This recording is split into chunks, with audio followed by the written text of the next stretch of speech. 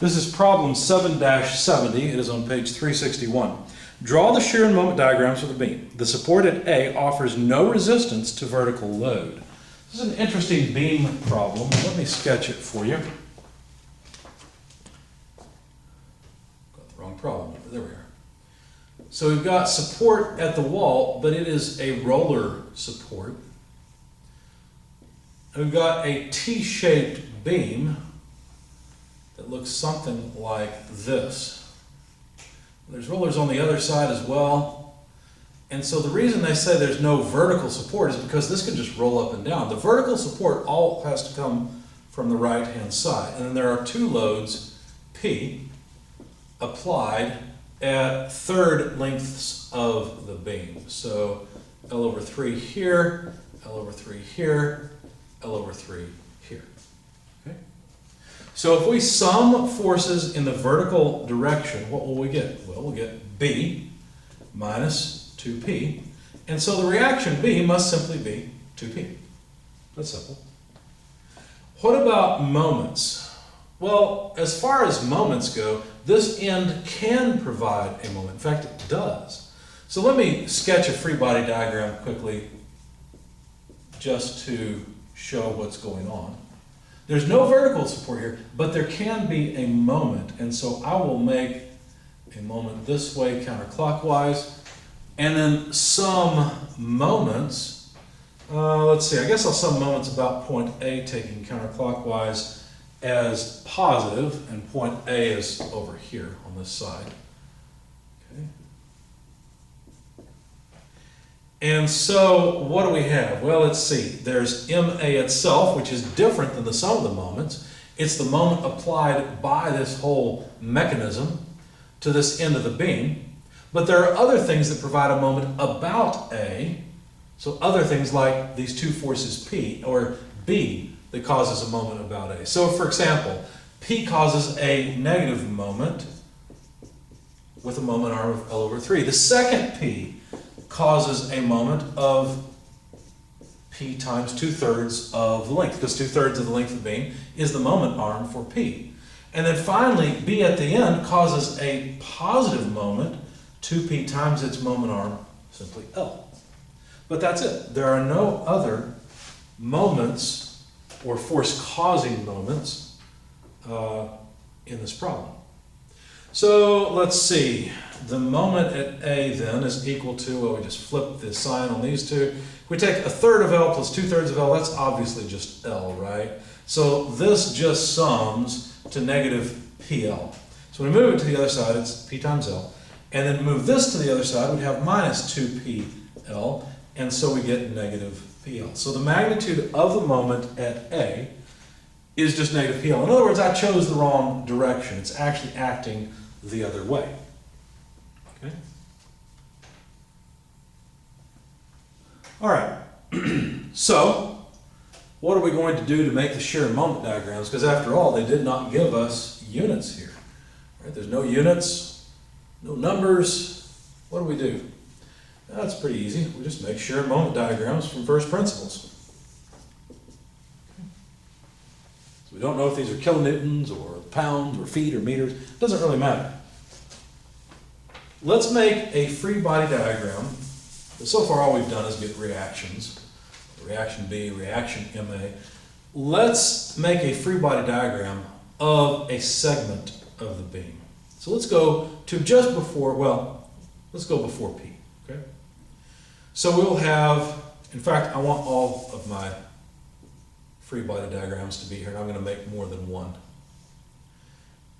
So what do we have? Well, we've got shear, and we've got moment M. I guess I'll put the moment over here. If we were to sum moments about this point, oh, let's not forget we've got a moment right here, MA. If we were to sum moments about this point, what would that tell us? Some of the moments about A counterclockwise positive. Well, there's MA. And there's also plus M, the moment here within the beam. And then there's the moment of the shear. So the shear, I should have calculated the shear first, but we'll take care of that in just a second. So the moment of the shear, notice we've got some particular position X where we've cut the beam. The moment of the shear will be a negative Vx. But notice that summing forces in the vertical direction, the only thing we have is minus V. There are no other loads, no vertical loads, and so V itself is 0. That means this term doesn't appear. Right? So whatever the moment in the beam is, that would be negative MA. And the shear is 0. So what that means is that in our diagram,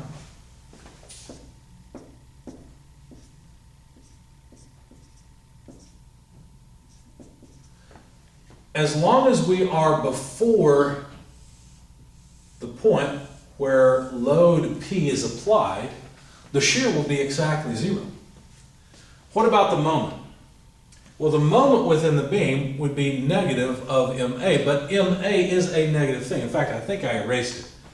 But we had calculated the magnitude of MA and said that it's equal to negative PL. Remember that? So the negative of PL is simply PL. So that's where the moment begins. In fact, notice it doesn't depend on X, and so the moment remains constant at PL until we reach L over 3. Well, what happens at that point? I don't know. Let's find out. Let's make another shear moment diagram to determine it. All right, so, or a free body diagram, sorry. Another free body diagram to determine what happens. So we've got MA here.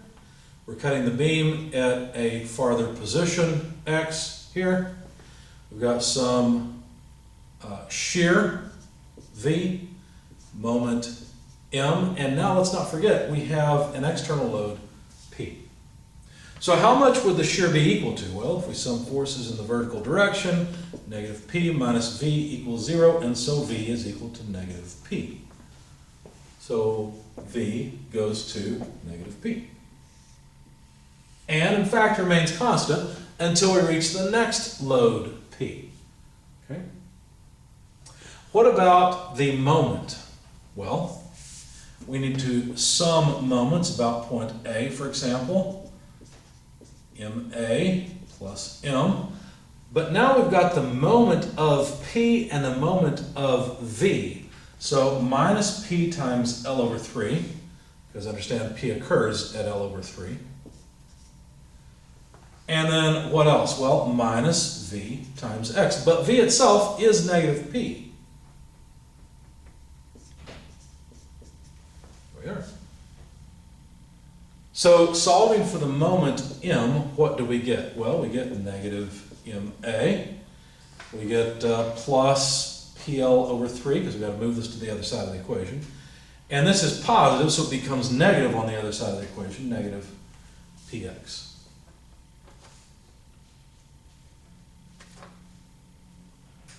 Now notice that the moment depends on X now, whereas it did not before. As a matter of fact, the moment at A is negative PL. Why do I have a bar above P? Oh, that's my note for the video. Okay. So what do we have here? Well, we've got PL plus PL over 3. Let's see, I think I may have made a mistake along the way. I should have simply followed my notes, but I hate doing that.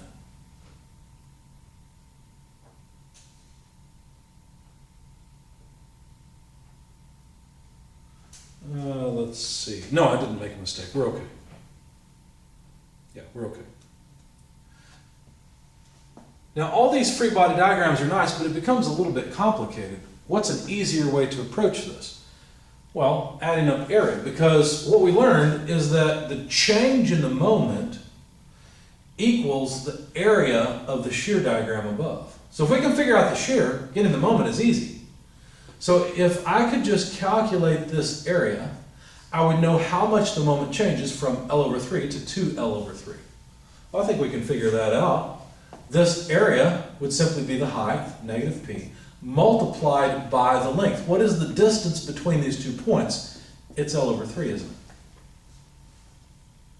So the change in the moment will be a change of negative PL over 3. So if we think of this as 3 over 3 PL, and we tick off third marks or so, all we've got to do is move down by 1/3 of this. So actually, let's make our lives easier. We'll end up right there at 2/3 PL. Because see, this is the change in the moment, right? We drop down by 1/3 of PL. So we're at 2/3 of PL. Okay? Could we calculate the moment with another free body diagram? So forget all this equation along the length stuff.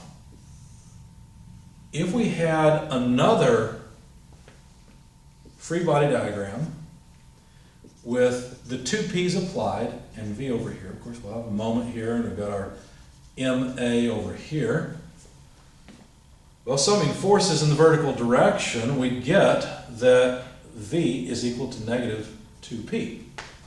Because the shear has to overcome those 2 external loads. So let's get rid of our area calculation